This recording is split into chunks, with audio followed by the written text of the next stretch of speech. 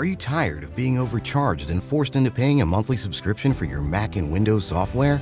Well, if you are, currently we're having a 50% off discount on all the latest Mac and Windows software, such as AutoCAD, SolidWorks, Photoshop, Microsoft Office, and much more. Our 50% off discount will be ending soon, so be sure to text us "Need Software" to 323-405-1341. That's 323-405-1341. We aim to please, so expect 24/7 technical support, the latest premium software, instant software links delivered to your email, and PayPal buyer's protection guarantee. So let me ask you something. Let me ask y'all, did y'all ever have any like Puerto Ricans approach y'all and be like, why y'all fucking with that Moreno music? Why you fucking with those cocolos? You know, I never got that, but I know Disco Wiz got that. Ruby D said he did. Let me hear about that, Ruby. You like that? Why you like the Moreno music? That nigga music? From those fucking cocolos. From the very beginning, los cocolos. You know how it goes.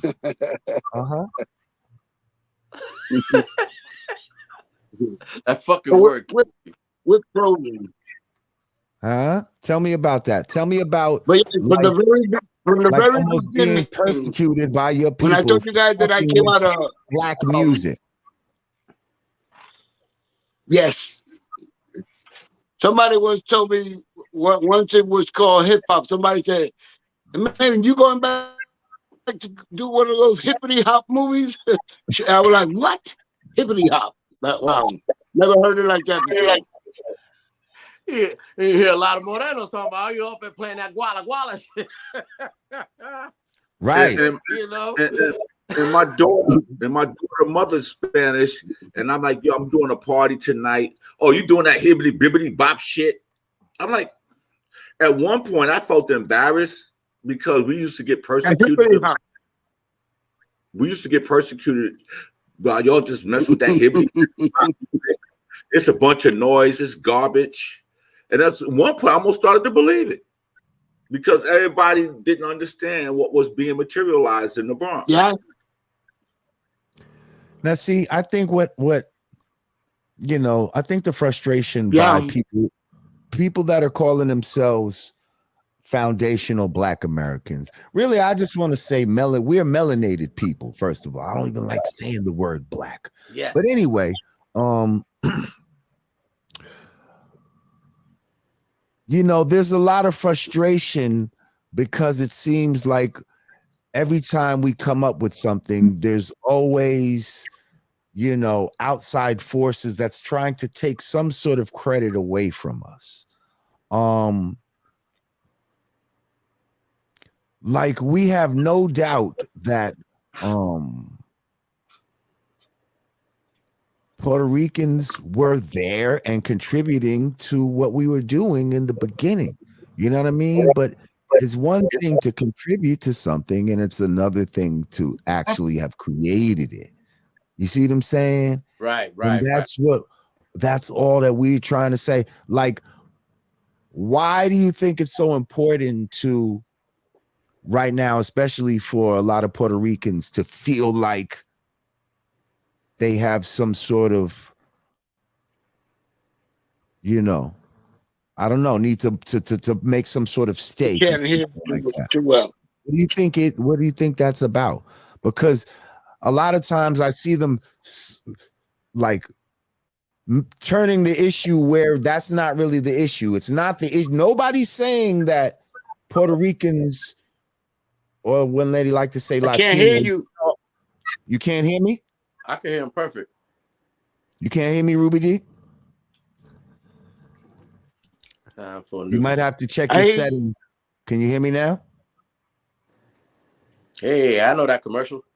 Well, I'm trying to, before I forget my train of thought, it's just like, oh wait, here he comes on a different one. Hold on.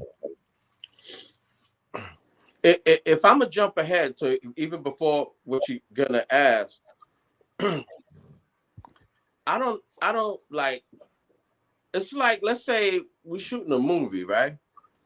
People just want their credits up there. Yes. I just want my credit up there. That's all. Right. You know, because look at it now. There's bugs is rapping in every language you could possibly imagine. Thank you. Japanese, Chinese, Russian, Italian. You know, we started some shit. It started with us. FU2 said Fat Joe said Latinos created 50% of hip hop while on the Angie Martinez show a few weeks ago, which is where this convo became a topic. And that's really where this all started from. You know what I mean? And we're just trying to get some clarity from brothers that were there to where absolutely y'all contributed. Mm-hmm. But to say 50%. Okay, let's get logical. How many DJ groups back in the day were there, and they were predominantly black, and there Right. was how many DJs that were Hispanic, and how many of them? Like A handful. Yeah. So having a Hispanic, having a Puerto Rican in your group was like a secret weapon. Like, yo, you know what I mean? Yo, I got a Puerto Rican in my group. Like, what? Like, yeah, and he's nice. You know what I mean? Like, that was like a fucking secret weapon. Just like later, it was a secret weapon to have a white boy because you didn't think necessarily that was for them. Right. And so, because you knew offhand that this was some black shit. You know what I mean? But yes, other people can do it. And other people did do it.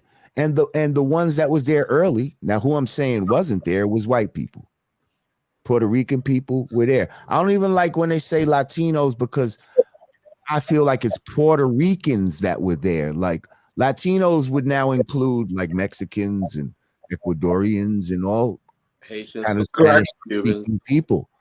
It wasn't all Spanish-speaking people. It wasn't Latinos. It was Puerto Ricans specifically. Puerto Ricans. But then we can even get more deep and more philosophical and be like, what really is a Puerto Rican?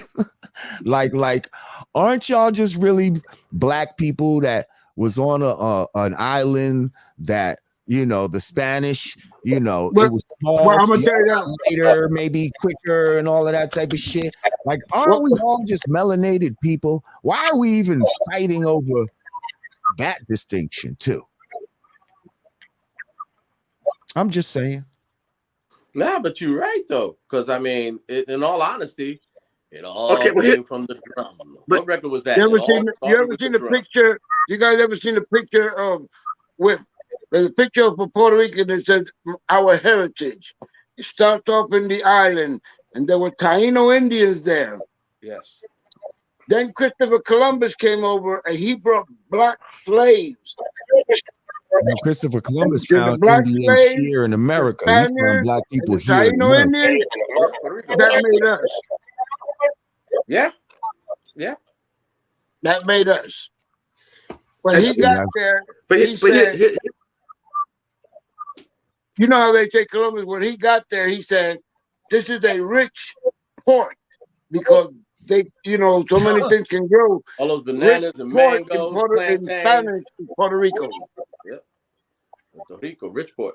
Yeah, they had a lot of that shit though, in all the Caribbean, like, you know. Yeah, that's I always say it's a Caribbean thing. And the Taino Indians weren't just in Puerto Rico; they were here in America too. Like, you know what I mean? Like, and these were what you would think are African. These were African-looking people. These so-called Indians. They're not the Indians that you would think of today, and that's where they try to trick us.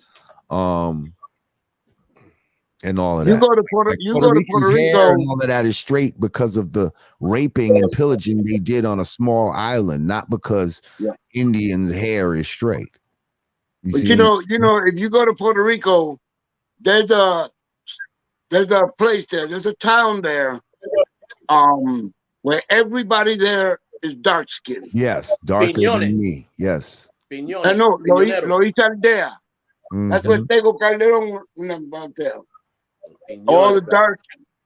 You Look see all the straight dark African. skin. Yeah. So it's funny that it's like why it's almost people don't want to be. You want to be one with us, but then you don't want to be one. I'm not saying y'all, but I'm just saying people in general, like they act like they want to rock with black people, but I kind of want my separation and all of that. Like everybody, and I understand what you're saying though about getting your credits in the film. And yes, but having your credits in the film, like I might be an actor in the film, and I've acted in TV shows and films. But that doesn't necessarily give me ownership to the film. Oh no. You see? Right. Whoever had this brainchild in their mind, you know what I mean? To be like, you know what? I'm gonna make a film about hip hop and it's gonna fucking do this, da da da. That's the one that owns the fucking film. And if they decide to sign the rights off to somebody else and we can get some money, then they're gonna own it too. But anybody that participates in the film are actors and directors and all, they're aiding in this film. And if we get an Academy Award, we all get that award. But at the end of the day, I'm not getting ownership royalties. I'm just getting actors royalties because I just participated in the grand creation. See what I'm saying? And yes, I do want my credit for that, and I deserve my credit for that. You see what I'm saying? I would put it, the stars of the show was the black community. Puerto Ricans, we came along, we were the co-stars, I guess is what I want to say. If that's the proper way to say it, but we were the co-stars, and we're still here. Or best supporting actors. Yeah. Best supporting actors. And that's a great prestigious thing. But I want to say this real quick. As I'm reading the timeline, Jamal, we sitting here with Lord Jamal, who has a great following. And you got DXT just sent me Raheem's email. Hang on a second.